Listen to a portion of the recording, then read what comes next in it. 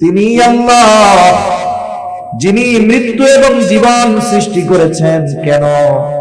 বলে লিয়াবলুয়াকুম, তোমাদের পরীক্ষা করার জন্য।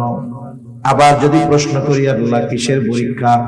বলে পরীক্ষা হলো আইয়ুকুম আহসানু আমালা, পরীক্ষা হলো তোমাদের কার আমল কত সুন্দর। তাহলে বলেন আল্লাহ তাআলা বেশি ইবাদত চায় নাকি সুন্দর ইবাদত চায়? এখন সুন্দর কাকে বলে? আমাদের সংজ্ঞায় সুন্দর একরকম, আল্লাহ তাআলার সংজ্ঞায় সুন্দরটা হলো আরেক রকম। আমরা সুন্দর বলি ওইটাকে যেটা চোখে দেখার পরে আমাদের ভালো লাগে, এটাকে বলি সুন্দর। কিন্তু আল্লাহ তাআলার কাছে সৌন্দর্যের সম্পর্কটা হলো অন্তরের সাথে। যদি আল্লাহ তাআলার কাছে চেহারা সৌন্দর্যের কারণে সুন্দর বলে বিবেচিত হইতো, তাহলে ওই আফ্রিকার মানুষগুলো এরকম দামি মানুষ হতে পারতো না। আল্লাহ তাআলার কাছে আফ্রিকার অনেক কালো মানুষের দাম অনেক। হযরত বেলাল রাদিয়াল্লাহু তাআলা আফ্রিকান লোক, কালো। বলেন তো আল্লাহর কাছে দাম কম না বেশি? তাহলে আল্লাহ তাআলার সংজ্ঞায় সুন্দর কারা? নবীজি বলেন ইন্নাল্লাহা লা ইয়ানজুরু ইলা সুওয়ারিকুম ওয়ালাকিন ইয়ানজুরু ইলা কুলুবিকুম, নিশ্চয়ই আল্লাহ তাআলা কারো সূরত দেখেন না, আল্লাহ তাআলা কারো সিরাত দেখেন না। আল্লাহ তাআলা দেখেন না কে কত সুন্দর, কার বংশ কত বড়, কার বংশ কত ভালো। আল্লাহ কি দেখেন? বলে ওয়ালাকিন ইয়ানজুরু ইলা কুলুবিকুম, বরং আল্লাহ তাআলা দেখেন কার অন্তর কেমন, কার হৃদয়টা কেমন। এখন ইবাদত কবুলের অন্যতম দ্বিতীয় শর্ত ইখলাস। বলেন ইখলাস কি দেখার সাথে সম্পৃক্ত না হৃদয়ের সাথে সম্পৃক্ত? মনে করেন আপনাদের মসজিদে আইসা আমি হুজুর নামাজে দাঁড়ায় গেছি, মসজিদ ভরা মুসল্লি, হুজুর নামাজে দাঁড়িয়েছে, সকলে হুজুরের দিকে তাকায়। বাপ বাপ আমারও যে মানুষ তো আমারে দেখতেছে, আমার নামাজ দেখতেছে, তাইলে আমার নামাজটা একটু সুন্দরভাবে পড়তে হবে। আমি লম্বা কেরাত করলাম, সুন্দরভাবে ধীর স্থিরতার সাথে রুকু করলাম, রুকু হইতে সুন্দর হয়ে দাঁড়াইলাম, এরপরে সুন্দরভাবে সেজদা করলাম, একেবারে এমন ধীর স্থিরতার সাথে নামাজ 2 রাকাত শেষ করলাম। মুসল্লি সব দেখা বলে কত সুন্দর নামাজ।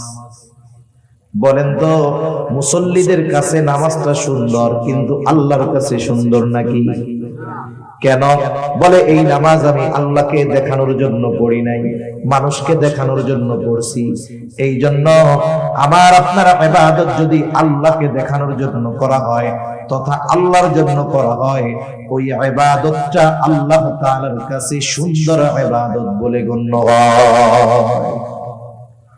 আর যদি মানুষকে দেখানোর জন্য ইবাদত করা হয়, ওই ইবাদত কিছু কিছু সময় শাস্তির কারণ হয়।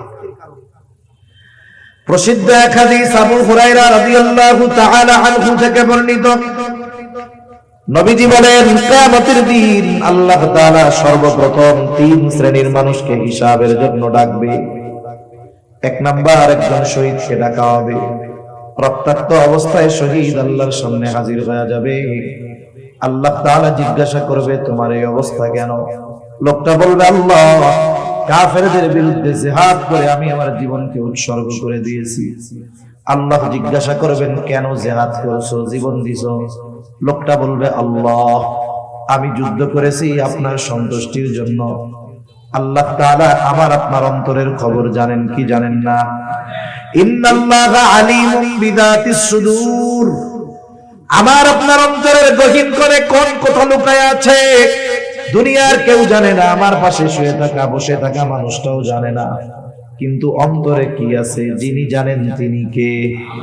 আল্লাহ তাআলা বলবেন বান্দা আমি আল্লাহ তোমার অন্তরের খবর জানি।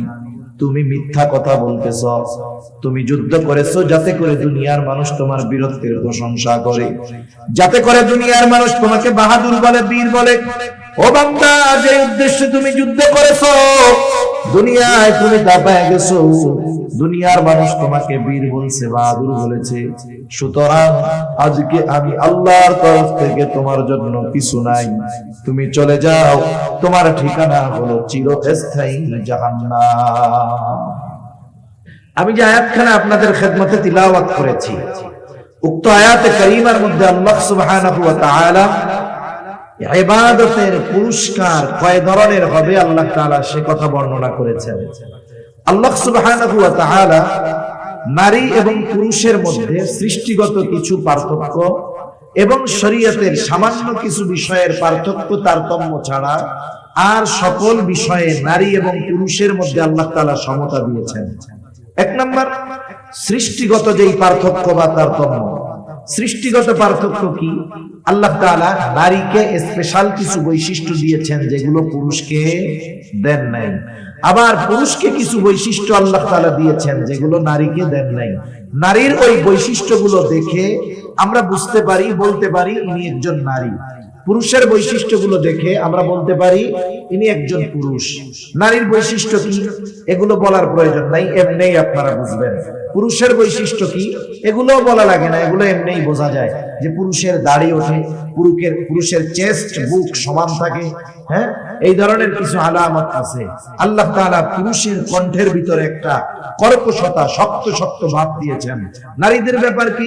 সৃষ্টিগতভাবে যেগুলো দেখা যায়, আল্লাহ সুবহানাহু ওয়া তাআলা তাদেরকে দাড়ি দেন নাই, তারা লম্বা চুল রাখে, তাদের কণ্ঠের মধ্যে কোমলতা আল্লাহ তাআলা দান করেছেন। এছাড়াও কিছু দৈহিক পরিবর্তন আছে। এই বিষয়গুলো দেখে কে পুরুষ কে নারী আমরা বুঝতে পারি, ঠিক কিনা বলেন? এটা একটা পার্থক্য। এখন শরীয়তে কি পার্থক্য? শরীয়তে যে পার্থক্যগুলো আছে, যেটা দৃশ্যমান মনে হয় কিন্তু আসলে এটাকে পার্থক্য বলা যায় না, কিন্তু বাস্তবতা হলো শরীয়তের যেই বিষয়টা নিয়ে ইসলাম বিদ্বেষীরা ইসলামের উপরে সবচাইতে বড় আঘাত করার অপচেষ্টা করে, এটা হলো যে তারা বলে ইসলাম সম্পদ বন্টনের ক্ষেত্রে নারীদেরকে ঠকিয়েছে। নাউজুবিল্লাহ। আসলে বাস্তবতা হলো ইসলাম ঠকায় নাই, ইসলাম নারীকে জিতিয়েছে। মনে করেন দুইজন মানুষ, আপনার দুজনকেই চেনা, দুজনকেই জানা। আপনি একজনকে মাসের বেতন দেন 50,000, আপনার জানা আছে যে ওই লোকের খরচ 50,000-এর বেশিও কোনো মাসে হয়, তাকে দিলেন কত? 50,000। আরেকজনকে দিয়েছেন আপনি 25,000, আপনি জানেন যে এই লোকের খরচ আছে মাসে 15,000, তাহলে 50,000 যাকে দেওয়া হইল দেখা যাচ্ছে বেশি, কিন্তু তার খরচটাও বেশি, মাস শেষে তার কিছুই থাকে না। কিন্তু যাকে 25,000 দিলেন এই ব্যক্তির খরচ 15,000, মাস শেষে তার থাকে 10,000। বলেন তো, যদিও দেখা যায় 50,000 বেশি, যদিও দেখা যায় 25,000 কম, কিন্তু 50,000 ওয়ালার খরচ বেশি হওয়া 25,000-এর খরচ কম হওয়ায় বলেন তো মাস শেষে, দিন শেষে, বছর শেষে লাভবান কে? যারে বেশি দিয়েছেন সে, না যাকে কম দিয়েছেন সে? বিষয়টা আপনি যদি এরকম ধরেন, বিষয়টা মোটামুটি এরকম। আল্লাহ তাআলা পুরুষকে দিয়েছেন নারীর দ্বিগুণ, দেখা যায় নারীকে দিয়েছেন অর্ধেক কম, কিন্তু বাস্তবতা হলো নারীকে যা দিয়েছেন তাই থেকে যায়, একটুও কমে না। নারী যখন বাবার ঘরে থাকে, নারী যখন কন্যা বাবার ঘরে, এই নারী, এই মেয়েটার বিবাহ হওয়ার আগ পর্যন্ত, বিবাহ 15 বছরে হোক, 18 বছরে হোক, 20 বছরে হোক, 25 বছরে হোক, 30 বছরে গিয়াও যদি তার বিবাহ হয়, এই বাবা ওই মেয়ের বিবাহের আগ পর্যন্ত, 30 বছরেও যদি বিবাহ হয়, ওই 30 বছর পর্যন্ত ওই মেয়ের খরচ চালাতে বাধ্য।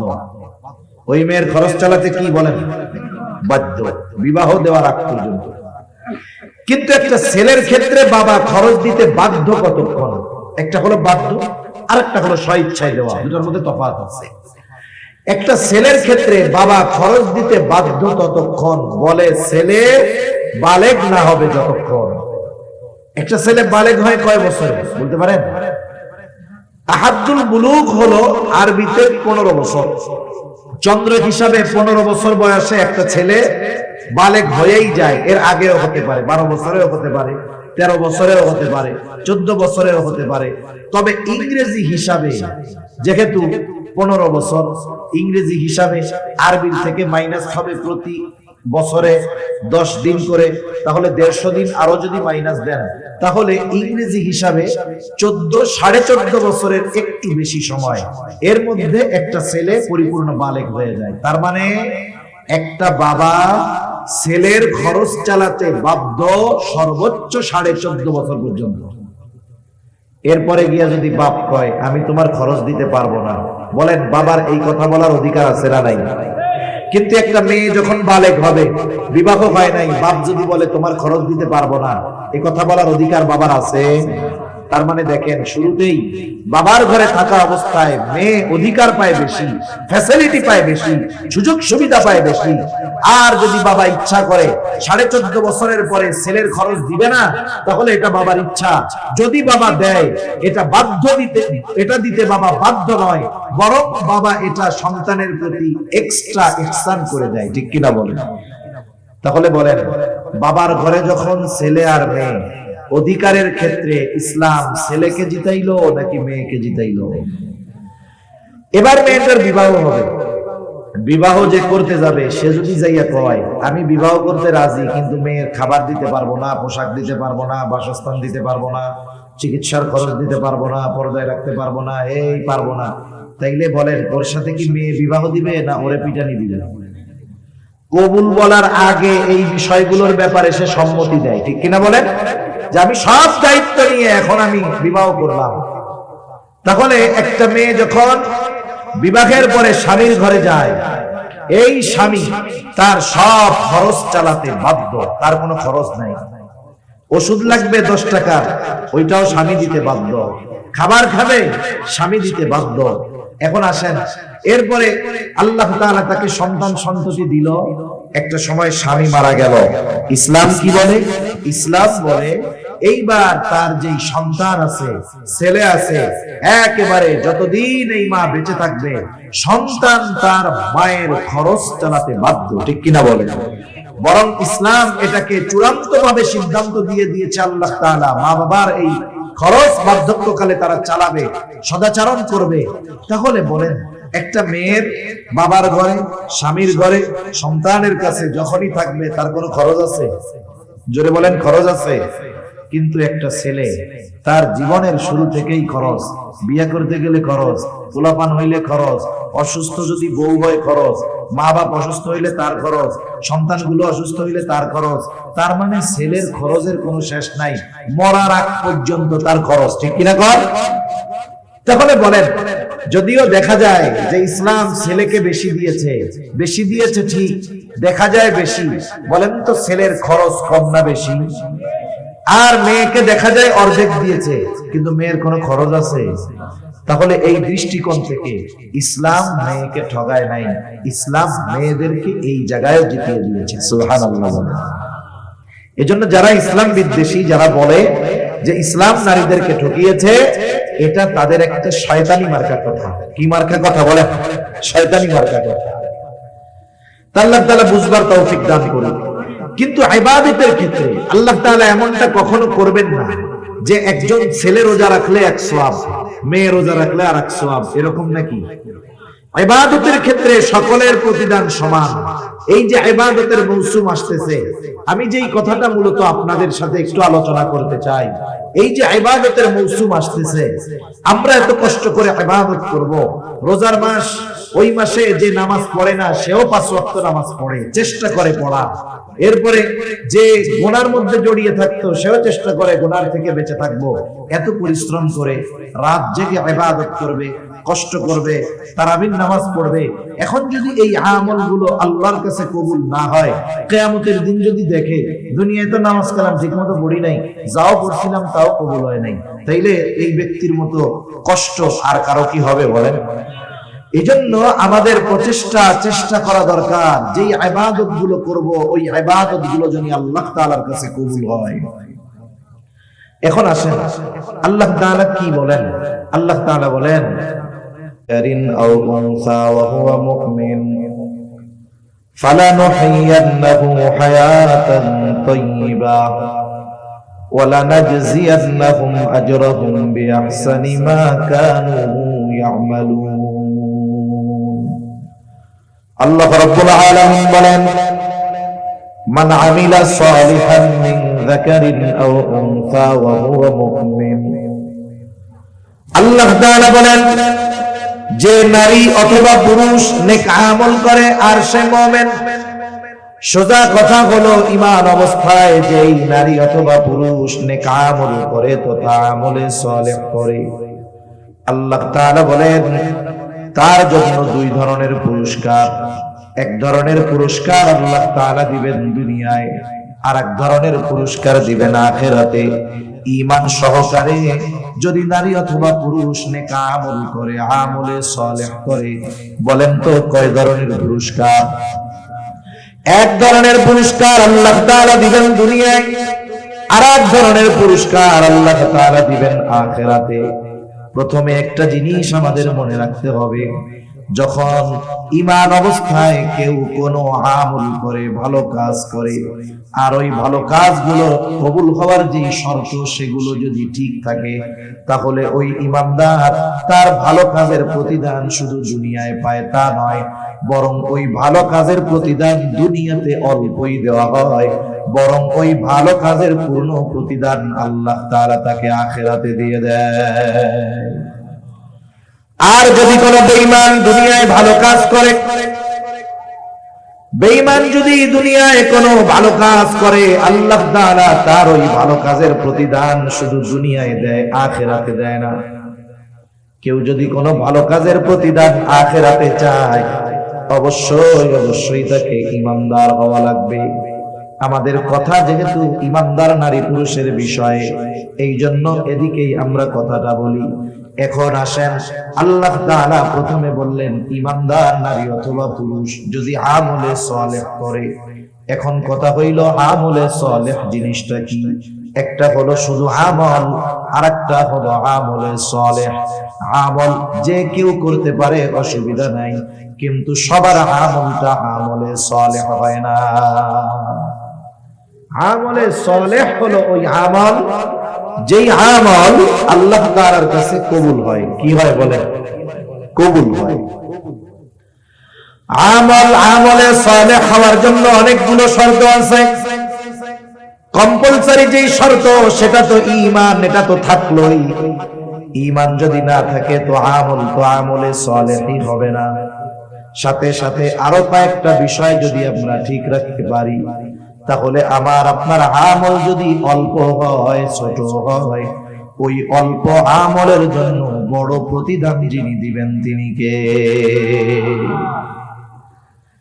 তাহলে আমল যদি আল্লাহ তাআলার কাছে কবুল করাতে হয়, তাহলে এক নাম্বার ঈমান তো লাগবেই, দুই নাম্বার লাগবে ইখলাস, তথা নিয়তের বিশুদ্ধতা লাগবে যে আমি এই আমলটা কার জন্য করতেছি। আমি নামাজ পড়তেছি কার জন্য? আমি হজ করতেছি হাজি হওয়ার জন্য নাকি আল্লাহর জন্য? আমি দান সদকা করতেছি কার জন্য? আল্লাহর জন্য। এই বিষয়গুলো আগে ফিক্সড করতে হবে। মোট কথা হলো আমার ছোট বড় সকল আমল আল্লাহ তাআলার জন্যই করতে হবে। ইখলাস বিষয়টা দেখা যায় না।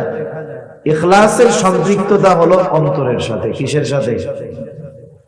এজন্য আল্লাহ রাব্বুল আলামিনের কাছে ইখলাসওয়ালা ইবাদত বড় সুন্দর ইবাদত বলে পরিগণিত হয়। আল্লাহ তাআলা বেশি ইবাদত চান না, আল্লাহ রাব্বুল আলামিন সুন্দর ইবাদত চান। পবিত্র কোরআনুল কারীমের সূরাতুল মুলক আল্লাহ তাআলা বলেন, আল্লাযী খালাকাল মাউতা ওয়াল হায়াতা লিয়াবলুয়াকুম আইয়ুকুম আহসানু আমালা। তিনি আল্লাহ যিনি মৃত্যু এবং জীবন সৃষ্টি করেছেন। কেন? বলে লিয়াবলুয়াকুম, তোমাদের পরীক্ষা করার জন্য। আবার যদি প্রশ্ন করি আল্লাহ কিসের পরীক্ষা? বলে পরীক্ষা হলো আইয়ুকুম আহসানু আমালা, পরীক্ষা হলো তোমাদের কারা আমল কত সুন্দর। তাহলে বলেন আল্লাহ তাআলা বেশি ইবাদত চায় নাকি সুন্দর ইবাদত চায়? এখন সুন্দর কাকে বলে? আমাদের সংজ্ঞায় সুন্দর একরকম, আল্লাহ তাআলার সংজ্ঞায় সুন্দরটা হলো আরেক রকম। আমরা সুন্দর বলি ওইটাকে যেটা চোখে দেখার পরে আমাদের ভালো লাগে, এটাকে বলি সুন্দর। কিন্তু আল্লাহ তাআলার কাছে সৌন্দর্যের সম্পর্কটা হলো অন্তরের সাথে। যদি আল্লাহ তাআলার কাছে চেহারা সৌন্দর্যের কারণে সুন্দর বলে বিবেচিত হইত, তাহলে ওই আফ্রিকার মানুষগুলো এরকম দামি মানুষ হতে পারত না। আল্লাহ তাআলার কাছে আফ্রিকার অনেক কালো মানুষের দাম অনেক। হযরত বেলাল রাদিয়াল্লাহু তাআলা আফ্রিকান লোক, কালো, বলেন তো আল্লাহর কাছে দাম কম না বেশি? তাহলে আল্লাহ তাআলার সংজ্ঞায় সুন্দর কারা? নবীজি বলেন, ইন্নাল্লাহা লা ইয়ানজুরু ইলা সুওয়ারিকুম ওয়ালাকিন ইয়ানজুরু ইলা কুলুবিকুম। নিশ্চয়ই আল্লাহ তাআলা কারো সূরত দেখেন না, আল্লাহ তাআলা কারো সিরাত দেখেন না, আল্লাহ তাআলা দেখেন না কে কত সুন্দর, কার বংশ কত বড়, কার বংশ কত ভালো। আল্লাহ কি দেখেন? বলে ওয়ালাকিন ইয়ানজুরু ইলা কুলুবিকুম, বরং আল্লাহ তাআলা দেখেন কার অন্তর কেমন, কার হৃদয়টা কেমন। এখন ইবাদত কবুলের অন্যতম দ্বিতীয় শর্ত ইখলাস। বলেন, ইখলাস কি দেখার সাথে সম্পৃক্ত না হৃদয়ের সাথে সম্পৃক্ত? মনে করেন আপনাদের মসজিদে আইসা আমি হুজুর নামাজে দাঁড়ায় গেছি, মসজিদ ভরা মুসল্লি, হুজুর নামাজে দাঁড়িয়েছে, সকলে হুজুরের দিকে তাকায়। বাপ বাপ আমারও যে মানুষ তো আমারে দেখতেছে, আমার নামাজ দেখতেছে, তাইলে আমার নামাজটা একটু সুন্দরভাবে পড়তে হবে। আমি লম্বা কেরাত করলাম, সুন্দরভাবে ধীর স্থিরতার সাথে রুকু করলাম, রুকু হইতে সুন্দর হয়ে দাঁড়াইলাম, এরপরে সুন্দরভাবে সেজদা করলাম, একেবারে এমন ধীর স্থিরতার সাথে নামাজ 2 রাকাত শেষ করলাম। মুসল্লি সব দেখা বলে কত সুন্দর নামাজ। বলেন তো মুসল্লিদের কাছে নামাজটা সুন্দর, কিন্তু আল্লাহর কাছে সুন্দর নাকি? কেন? বলে এই নামাজ আমি আল্লাহকে দেখানোর জন্য পড়ি নাই, মানুষকে দেখানোর জন্য পড়ছি। এই জন্য আমার আপনার ইবাদত যদি আল্লাহকে দেখানোর জন্য করা হয় তথা আল্লাহর জন্য করা হয়, ওই ইবাদতটা আল্লাহ তাআলার কাছে সুন্দর ইবাদত বলে গণ্য হয়। আর যদি মানুষকে দেখানোর জন্য ইবাদত করা হয়, ওই ইবাদত কিছু কিছু সময় শাস্তির কারণ হয়। প্রসিদ্ধ এক হাদিস আবু হুরায়রা রাদিয়াল্লাহু তাআলা আনহু থেকে বর্ণিত, নবীজি বলেন, কিয়ামতের দিন আল্লাহ তাআলা সর্বপ্রথম 3 শ্রেণীর মানুষকে হিসাবের জন্য ডাকবে। 1 নাম্বার, একজন শহীদকে ডাকা হবে। রক্তাক্ত অবস্থায় শহীদ আল্লাহর সামনে হাজির হয়ে যাবে। আল্লাহ তাআলা জিজ্ঞাসা করবে, তোমার এই অবস্থা কেন? লোকটা বলবে, আল্লাহ, কাফেরদের বিরুদ্ধে জিহাদ করে আমি আমার জীবনকে উৎসর্গ করে দিয়েছি। আল্লাহ জিজ্ঞাসা করবেন, কেন জিহাদ করেছো, জীবন দিছো? লোকটা বলবে, আল্লাহ, আমি যুদ্ধ করেছি আপনার সন্তুষ্টির জন্য। আল্লাহ তাআলা আমার আপনার অন্তরের খবর জানেন কি জানেন না? ইন্নাল্লাহা আলিমুম বিযাতিস সুদূর, আমার আপনার অন্তরের গহীন করে কোন কথা লুকায় আছে দুনিয়ার কেউ জানে না, আমার পাশে শুয়ে থাকা বসে থাকা মানুষটাও জানে না, কিন্তু অন্তরে কি আছে যিনি জানেন তিনি কে? আল্লাহ তাআলা বলবেন, বান্দা, আমি আল্লাহ তোমার অন্তরের খবর জানি। তুমি মিথ্যা কথা বলতেছ, তুমি যুদ্ধ করেছো যাতে করে দুনিয়ার মানুষ তোমার বীরত্বের প্রশংসা করে, যাতে করে দুনিয়ার মানুষ তোমাকে বাহাদুর বলে, বীর বলে। ও বান্দা, যে উদ্দেশ্যে তুমি যুদ্ধ করেছো, দুনিয়ায় তুমি তা পেয়ে গেছো, দুনিয়ার মানুষ তোমাকে বীর বলছে, বাহাদুর বলেছে। সুতরাং আজকে আমি আল্লাহর তরফ থেকে তোমার জন্য কিছু নাই, তুমি চলে যাও, তোমার ঠিকানা হলো চিরস্থায়ী জাহান্নাম।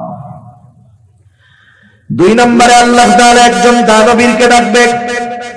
আল্লাহ তাআলা জিজ্ঞাসা করবে, গোলাম, কেন তুমি এই সম্পদ দান করছো? লোকটা বলবে, আল্লাহ, আপনার দেওয়া সম্পদ আমি মানুষের জন্য দান করেছি, যার ঘর নাই তারে ঘর বানায় দিছি। কেন? বলে আপনার সন্তুষ্টির জন্য। আল্লাহ তাআলা বলবেন, না বান্দা, তুমি মিথ্যা বলতেছো, আমি আল্লাহ তোমার অন্তরের খবর জানি। তুমি দান করেছো যাতে করে দুনিয়ার মানুষ তোমার দানের প্রশংসা করে, দানবীর বলে, সমাজ সেবক বলে। বান্দা, যে উদ্দেশ্যে তুমি দান করেছো, তুমি দুনিয়ায় তা পেয়ে গেছো। তোমাকে দুনিয়ার মানুষ দানবীর বলেছে, সমাজ সেবক বলেছে, তোমার দানের প্রশংসা করেছে। সুতরাং আজকে আমি আল্লাহর তরফ থেকে তোমার জন্য কিছু নাই, তুমি চলে যাও, তোমার ঠিকানা হলো চিরস্থায়ী জাহান্নাম। এরকম লোক দেখাই না, দানবীর আছে না, কত জায়গায় আছে। এক মাদ্রাসার হুজুর কইতেছে, হুজুর একজন 50,000 টাকা দান করছিল মাদ্রাসায়, তা বলছিল চিঠি দিয়ে যে আমার নামটা একটু সুন্দরভাবে সবার সামনে বলে দিবা। তা বেচারার আর কইতে টইতে মনে নেই। এখন এই যে মাহফিলে মানুষের সামনে বলে নাই কেন, দানের ঘোষণা দেয় নাই কেন, পরে এসে টাকা ফেরত নিয়ে গেছে। গত বছর না তার আগের বছর খবরে দেখলাম একজন লোক মসজিদে ফ্যান দান করছে। সে হলো মেম্বার ক্যান্ডিডেট ছিল, এখন হইতে পারে নাই। যেই এলাকায় মসজিদে ফ্যান দিছে ওই এলাকার মানুষ তারে ভোট দেয় নাই, আস্তে করে মসজিদের ফ্যান গুলো খুলে নিয়ে গেছে। এইরকম দান যদি কোটি কোটি টাকাও করা হয়, কোনো লাভ আছে? দানবীর হওয়ার লাইগা দান করে লাভ নেই, ভোট পাওয়ার লাইগা দান করে লাভ নাই, কোনো দাম নেই এইসব, ঠিক কিনা বলেন? তৃতীয়তে আল্লাহ তাআলা একজন কারি সাহেবকে ডাকবে, আলেমকে ডাকবে। আল্লাহ তাআলা জিজ্ঞাসা করবে, বান্দা কেন কোরআন শিখেছো, কেন ইলম অর্জন করেছো? লোকটা বলবে, আল্লাহ কোরআন শিখেছি আপনার সন্তুষ্টির জন্য। আল্লাহ তাআলা বলবে, না বান্দা, তুমি মিথ্যা বলতেছো। তুমি কোরআন শিখেছো যাতে করে মানুষ তোমার তিলাওয়াতের প্রশংসা করে, তুমি আলেম হয়েছো যাতে মানুষ তোমার আলেম বলে। মানুষের প্রশংসা পাওয়ার জন্য ইলম অর্জন করেছো, কোরআন শিখেছো, যে উদ্দেশ্যে অর্জন করেছো তা দুনিয়ায় তুমি তা পেয়ে গেছো। সুতরাং আজকে আমি আল্লাহর তরফ থেকে তোমার জন্য কিছু নাই, তুমি চলে যাও, তোমার ঠিকানা হলো চিরস্থায়ী জাহান্নাম। তাহলে দুনিয়াতে মানুষ ইবাদত করার পরেও যদি ওই ইবাদত আল্লাহর জন্য না হয়, ওই ইবাদত আখিরাতে নাজাতের কারণ হবে না, বরং ধরা পড়ে যাওয়ার কারণ হতে পারে, ঠিক কিনা বলে? এজন্য আমরা আমাদের ছোট বড় সব ইবাদত কার জন্য করব বলেন? মানুষ দেখানোর জন্য কোনো ইবাদত করব না। 2 নাম্বার যে জিনিসটা দরকার সেটা হলো ইবাদত করতে হবে, তবে সেটা সুন্নাত তরিকায় আল্লাহর জন্য করতে হবে, সুন্নাত তরিকায় করতে হবে। ইবাদতের পদ্ধতিটা হবে নবীজির দেখানো পদ্ধতি অনুসারে। দুনিয়াতে এমন কোন ইবাদত নাই যে ইবাদত সুন্নাত তরিকায় নাই, বরং সুন্নাত তো হলো এমন এক পরশ পাথর, যেই পরশ পাথর যদি দুনিয়ার কোন কাজের সাথে লাগায় দেওয়া হয় ওটাও ইবাদত হয়ে যায়। সুবহানাল্লাহ। যেমন দৈনিক আমাদের কিছু কাজ থাকে, জরুরত ছাড়া পায়খানা প্রস্রাব করা, খানা দানা খাওয়া, এটা প্রতিনিয়তই আমরা করি কি করি না? কেউ যদি দৈনিক 10 বার বাথরুম করে সওয়াব হবে নাকি? কোনো দৈনিক যদি 10 বার বাথরুম করতে যায় সওয়াব হবে? যদি একবারও না যায় গুনাহ হবে। গুনাহ হবে না, সওয়াব হবে না, এমন এক কাজ। কিন্তু এই কাজটা যদি নবীজির তরিকায় করে, কার তরিকায়? নবীজির পদ্ধতিতে যদি এই সুন্নাহ এইভাবে যদি কাজটা করে, জরুরতটা যদি সারে। মনে করেন একজন মানুষ ফজরের নামাজের জন্য ঘুম থেকে উঠছে, নামাজে যাবে, বলে আছে হইল আর 20 মিনিট, মসজিদের দিকে রওনা হবে। ইতিমধ্যে জরুরতে চাপ দিছে, লোকটা চিন্তা করতেছে ওযু তো করে ফেললাম, আবার জরুরতে চাপ দিল। কিন্তু যদি জরুরত না সারি, যদি নামাজের মধ্যে জরুরতে চাপ দেয়, ফজরের নামাজে এমনিতেই ইমাম একটু কেরাত লম্বা করে, ঠিক না? যখন জরুরতে চাপ দিবে নামাজের মধ্যে, নামাজের একাগ্রতা নষ্ট হবে। আর যখন জরুরতে চাপ দিবে নামাজে দাঁড়ানো অবস্থায় যদি কষ্ট হয়, ইমাম সাহেব সূরা কাউসার পড়লেও মনে হবে যে বাকারা পড়তেছে। কথা বুঝেন নাই? পড়তেছে ইন্না আতাইনাকাল কাউসার। এখন আমার তো পেটের মধ্যে অবস্থা খারাপ, কি মনে হবে যে কি এই সূরাও যে কি শেষ হয় না। উনি চিন্তা করলো তাহলে আমি জরুরত সেরেই নামাজে যাই, ওযু করছি তাতে কি? জরুরত সেরে যদি নামাজে যাই, নামাজের মধ্যে একাগ্রতা হবে, প্রশান্তির সাথে নামাজটা শেষ করা যাবে। এই নিয়ত করে উনি বাথরুমের জন্য রওনা হইলেন। বাথরুমে ঢোকার আগে প্রথম সুন্নাত হইল মাথাটারে ডাইকা ঢুকতে হবে। কি ডাইকা ঢুকবো বলেন? মাথা ঢেকে ঢুকবো।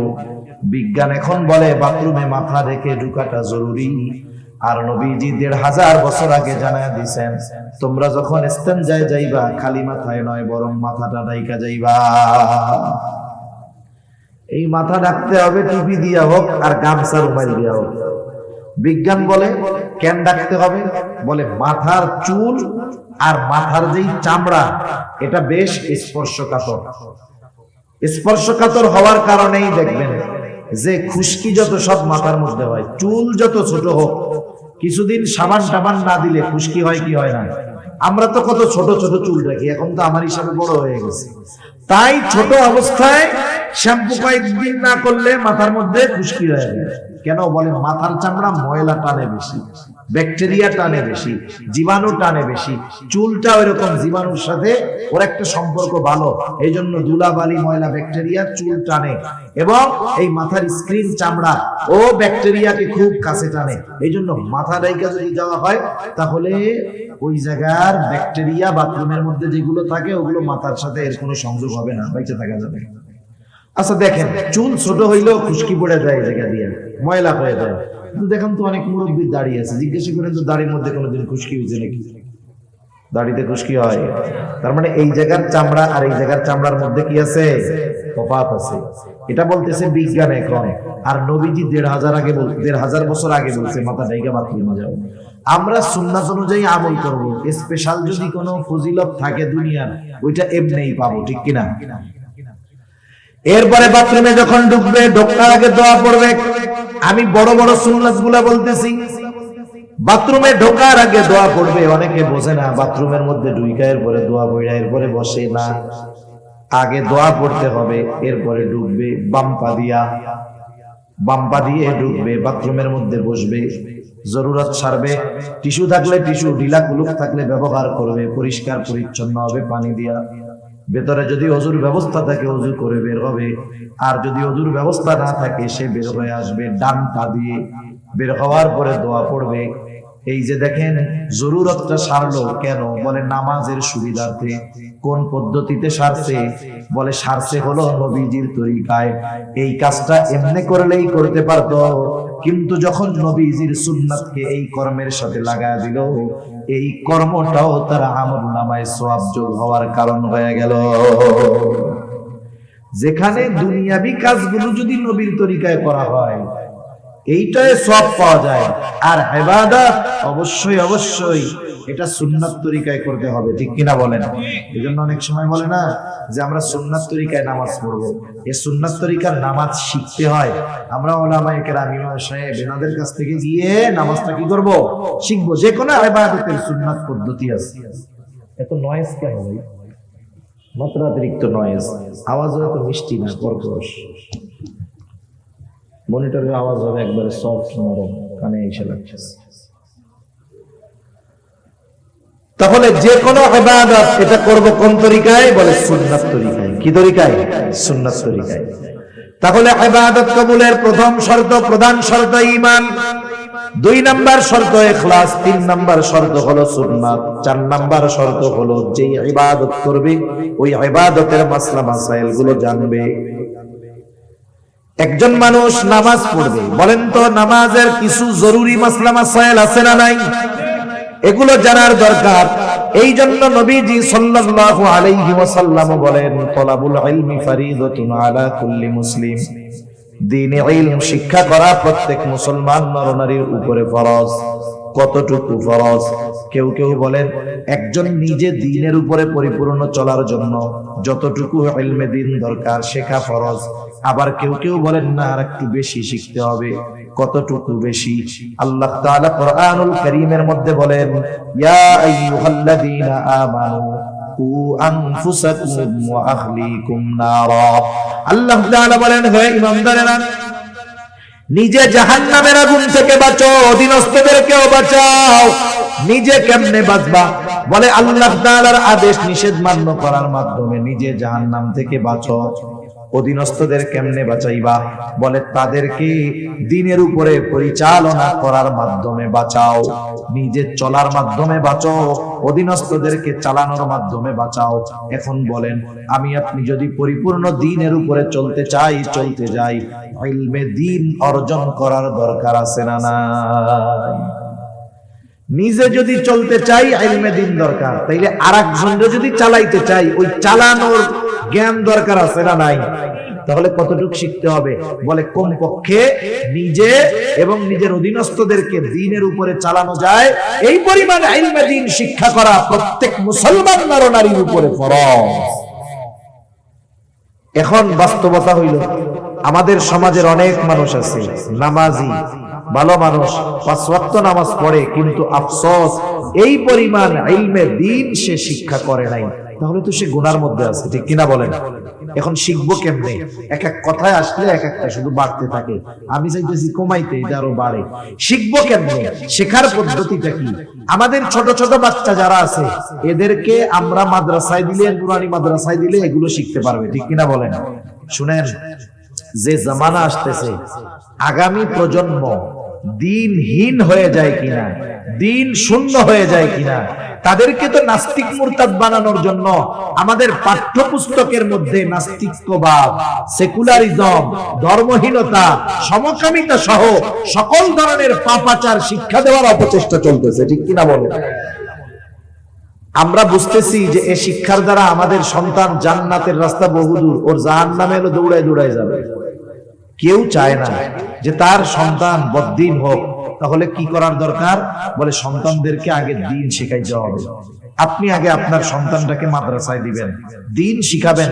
একটা ছেলে যদি নুরানিতে 3, 4, 5, 4 পর্যন্ত পড়ে, আশা করা যায় ওই ছেলেটা জরুরতে দ্বীন তথা দ্বীনের উপরে চলার জন্য যতটুকু জ্ঞান অর্জন করা ফরজ, ততটুকু আলহামদুলিল্লাহ সে অর্জন করে ফেলে।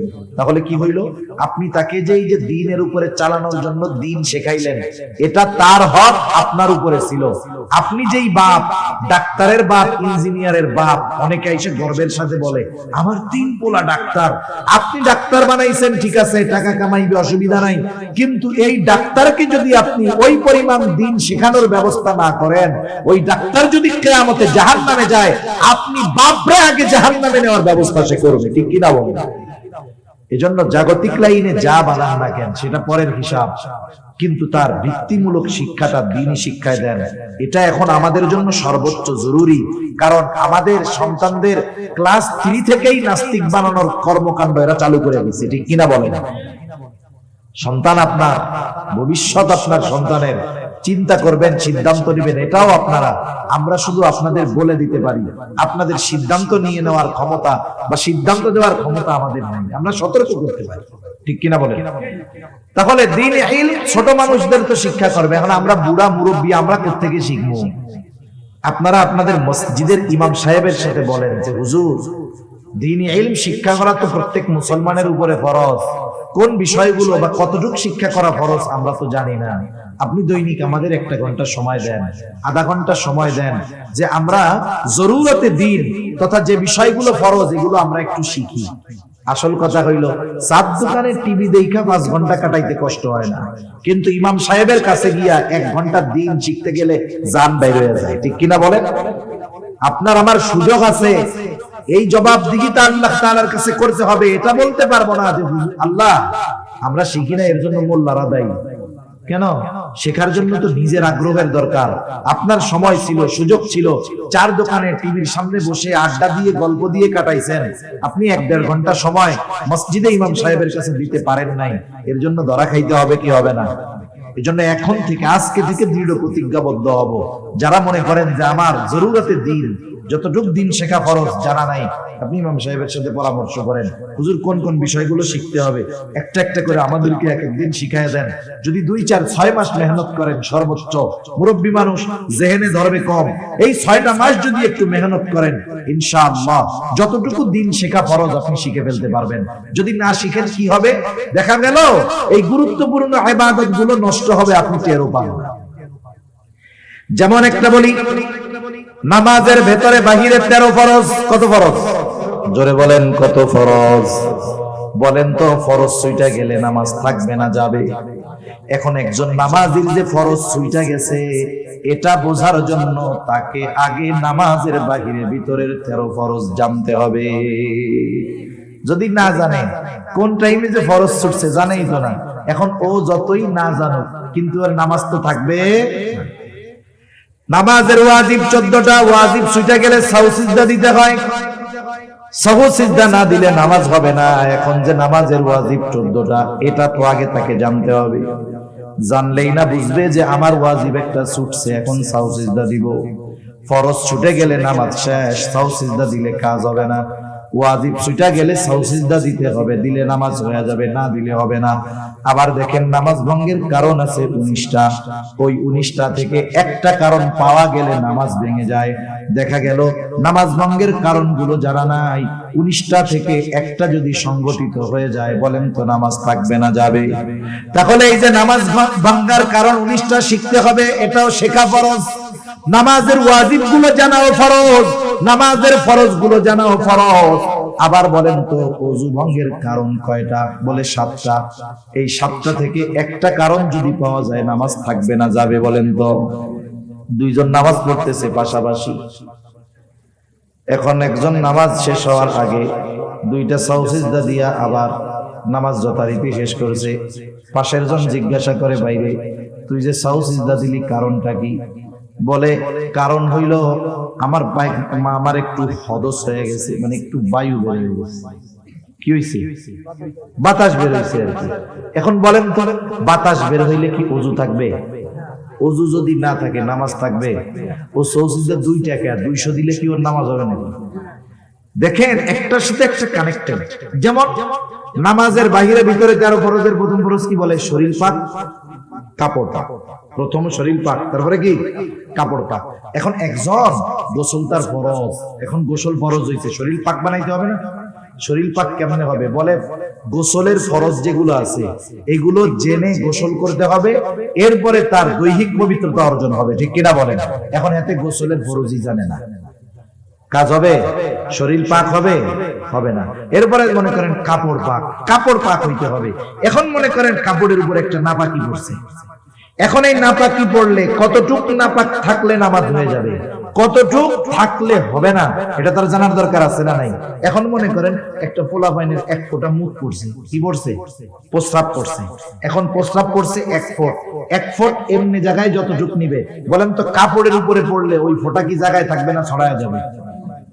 এখন আপনি যদি মনে করেন যে ও ফুলাব তো 1 ফোঁটাই মুখছে, এতে আর কি হইব, চল এটা পরে নামাজ পড়ে ফেলি, কিন্তু আপনার ওই কাপড়ের উপরে যখন ফোঁটা পড়ছে ওটা যেই পরিমাণ জায়গায় ছড়ায়া যায় ওই কাপড় নাপাক হওয়ার জন্য যথেষ্ট। কথা বুঝেন নাই? দেখেন সেজন্য কি আমার ইবাদত ঠিক হইতে হইলে তাহারাতের মাসালা, পবিত্রতার মাসালাগুলো জানতে হবে, ওযুর ফরজগুলো আমার জানতে হবে, গোসলের ফরজ জানতে হবে, ওযু ভাঙার কারণগুলো জানতে হবে, একটার সাথে একটা কানেক্টেড।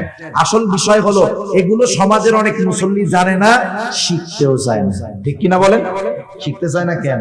বলে আমি যে গোসলের ফরজগুলো জানি না, আমি যে ওযুর ফরজগুলো জানি না, এটা যদি হুজুরে জানে তাইলে তো আমি লজ্জায় শেষ। শরম না? শরম। হুজুরের মাঝে মধ্যে গরম কথা কয়, পোলা 3টা বিদেশে থাকে তো গরম কথা কয় হুজুরে।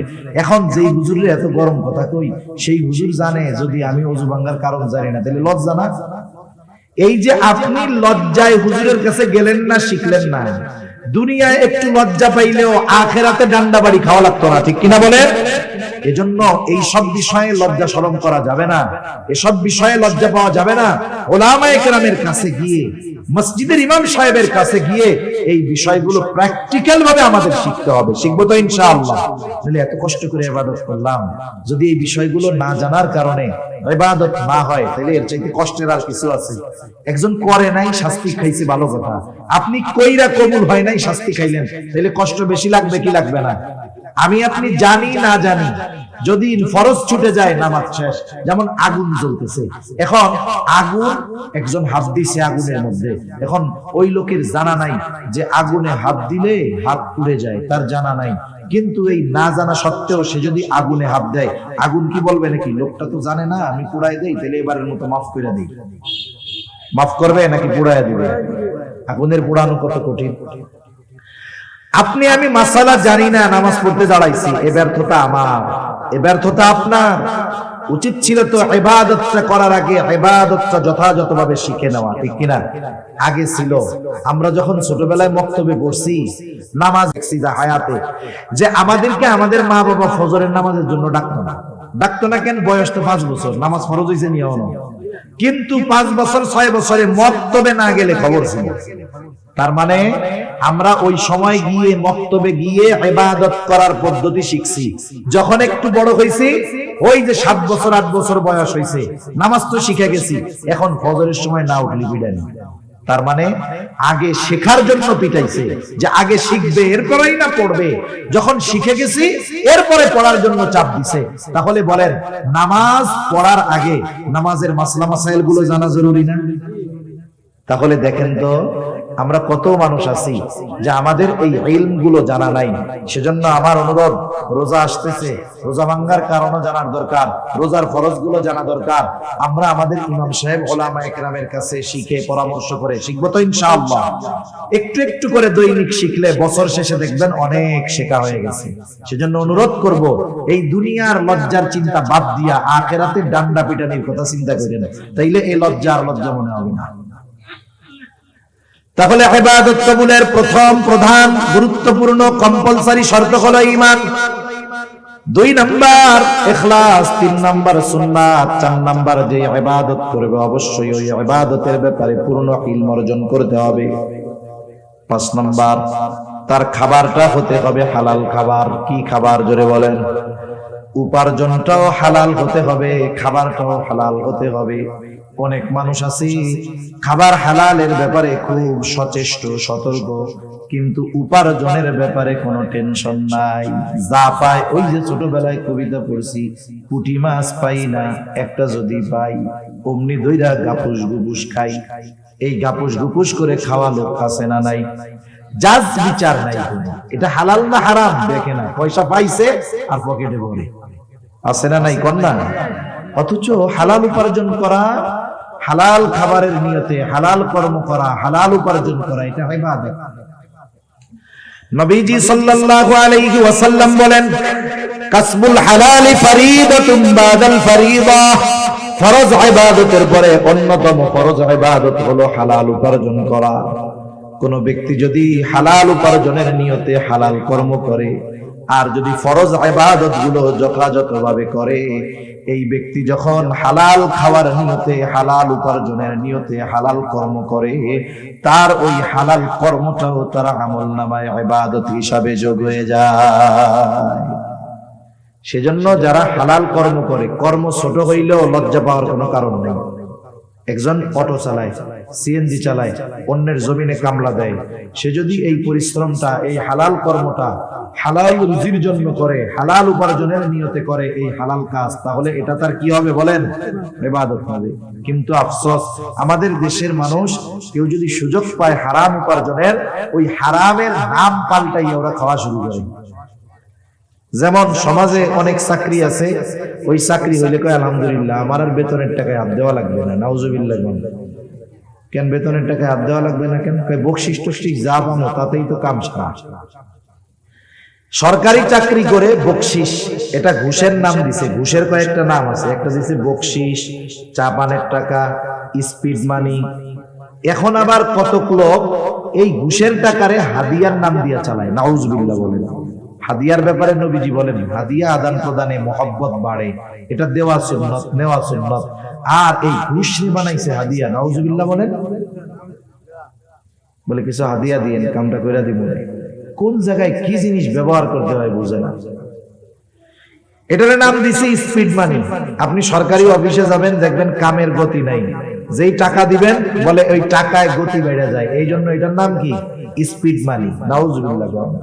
এই যে টাকাগুলো খাইতেছে, এখন ঘুষ মনে করে খায় না, ও উল্টা মনে করে ওইটা মনে হয় ওর পাওনাটা হক। ঘুষ খায় কি মনে করে? এখন না, হক মনে করে। আল্লাহ ওদের হেদায়েত দান করুক, সকলে বলি আমিন। আর রাশি ওয়াল মুরতাশি ওয়ার রায়েশ, ঘুষখোর, ঘুষ দাতা,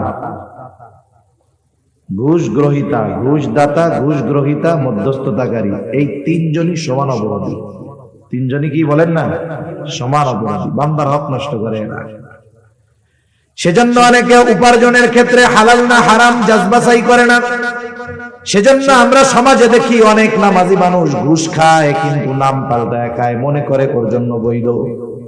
এখন বলেন তো, ঘুষ খাওয়া নিঃসন্দেহে হারাম, কেউ যদি এটাকে হালাল মনে করে খায় তার ঈমান থাকবে নাকি চলে যাবে? সেজন্য সাবধান, আমাদের উপার্জনটা আমরা হালাল করব। আবার দেখেন, অনেকে কর্ম করে হারাম, কিন্তু উপার্জন পরিশ্রমের উপার্জন। একজন এক জায়গায় কাজ করে, এক রেস্টুরেন্টে কাজ করে, কথার কথা ওই জায়গায় তাকে শুধু মানুষকে পানি দিতে হয় না, লাল পানিও দেওয়া লাগে। লাল পানি জানেন তো, মদ পরিবেশন করতে হয়, এর বিনিময়ে মাস শেষে সে বেতন পায়।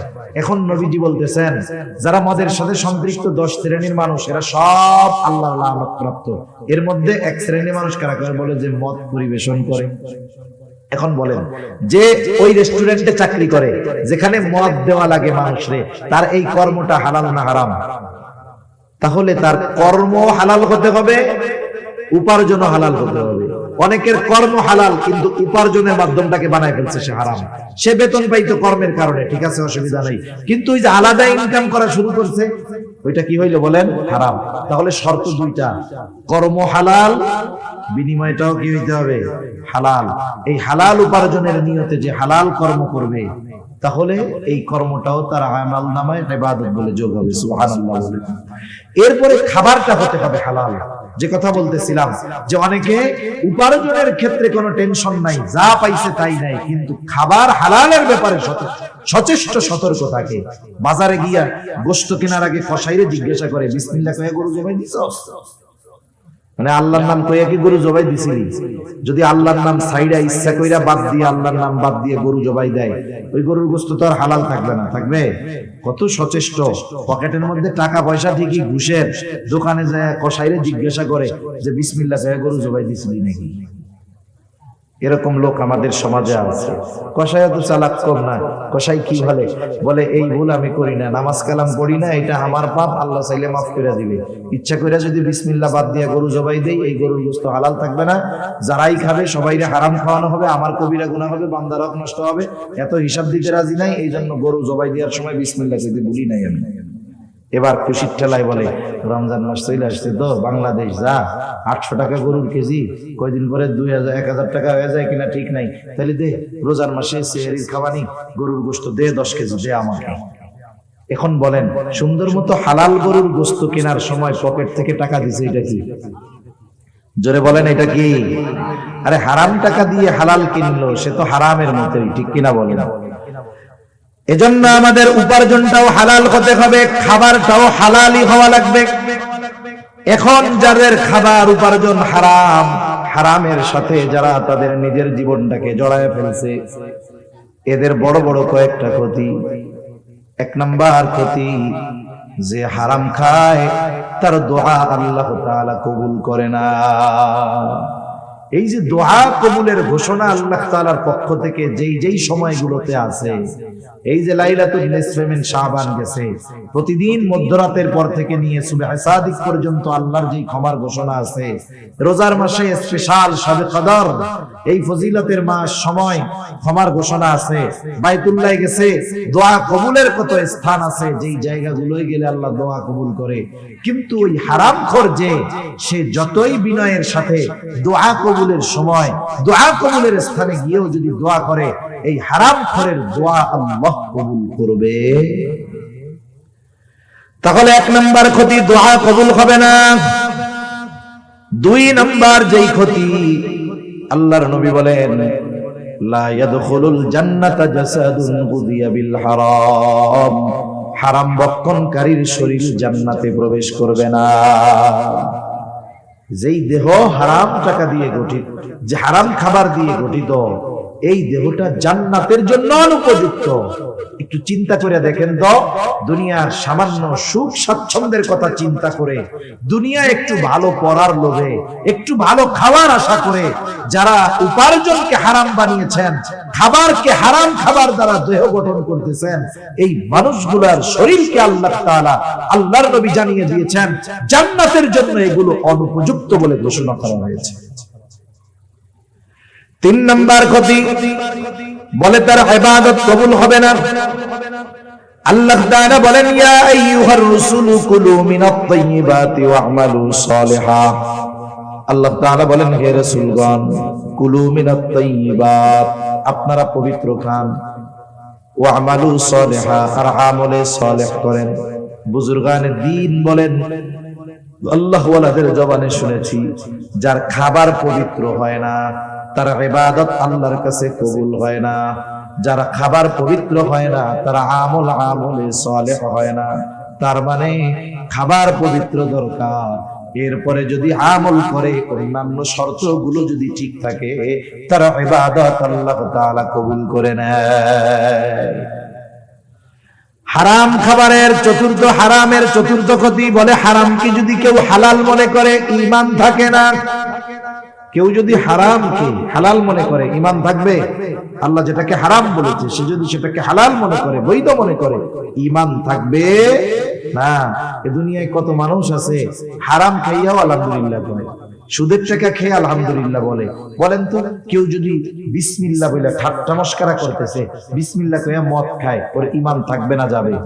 কেউ যদি এমনি মদ খায় কবিরা গুনাহ হবে, কিন্তু যদি সে মদকে বৈধ হালাল মনে করে কিন্তু মদ খায় না, তার ঈমান চলে যাবে।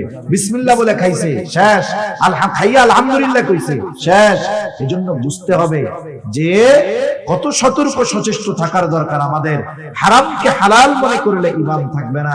আমাদের সমাজে কত মানুষ সুদের টাকায় ফ্যামিলি চলে, কত সুন্দর খায় আর কয় আলহামদুলিল্লাহ, আছে না নাই? চাকরি করতো, সরকারি চাকরি, 20,000, 25,000, 30,000 টাকা বেতন পায়। তখন চাকরিকালীন সময় ভালো চলে নাই, এখন চাকরি নাই, খুব শান্তিতে আছে। এখন জিজ্ঞাসা করে কেমন চলে এখন? আগে তো চাকরি ছিল, এখন তো চাকরি নাই। কয় আগের চাইতে আরো ভালো চলে। কেমনে চলে? কয় 1 কোটি টাকা পাইছিলাম, এক জায়গায় রাখছি, আমারে মাসে মাসে 1 লাখ দেয়, আলহামদুলিল্লাহ খুব ভালো চলতেছে। এখন বলেন তো, এই সুদের টাকা, স্পষ্ট সুদের টাকা খেয়ে যদি কেউ আলহামদুলিল্লাহ বলে, অবস্থা টাইট না? এজন্য সতর্ক সচেষ্ট থাকার দরকার। হযরত চলে আসছে, আমার আলোচনা শেষ। দেখেন, এখন এই শর্তগুলো ঠিক থাকলে মুমিন নারী পুরুষ যেই হোক তার ইবাদত কবুল করবেন কে? ইবাদত যদি কবুল হয় তাহলে কয় ধরনের পুরস্কার? বলে 2 ধরনের। এক ধরনের পুরস্কার দুনিয়ায়। দুনিয়ায় কি দিবে? বলে ফালা নুহিয়ান্নাহু হায়াতান তাইয়্যিবা, দুনিয়ায় আল্লাহ তাআলা তাকে পবিত্র এক জিন্দেগি দান করবে। আখিরাতে কি দিবে? বলে ওয়ালা নাজজিয়ান্নাহুম আজরাহুম বিআহসানি মা কানু ইয়ামালুন, আর আখিরাতে আল্লাহ তাআলা তাকে কি দিবে? বলে দুনিয়ায় যেই পরিমাণ আমল করছে তার চাইতে বহুগুণ প্রতিদান আল্লাহ তাআলা তাকে দিবে। এজন্য সম্মানিত সুধী, আমলের মৌসুম, ইবাদতের মৌসুম চলে আসছে। আমরা এই শর্তগুলোকে ঠিক রেখে আমরা আমাদের ইবাদতগুলো করব তো ইনশাআল্লাহ, তাহলে দুনিয়ায় উত্তম প্রতিদান, আখিরাতে উত্তম প্রতিদান। আল্লাহ সুবহানাহু ওয়া তাআলা আমাদের সবাইকে কথাগুলো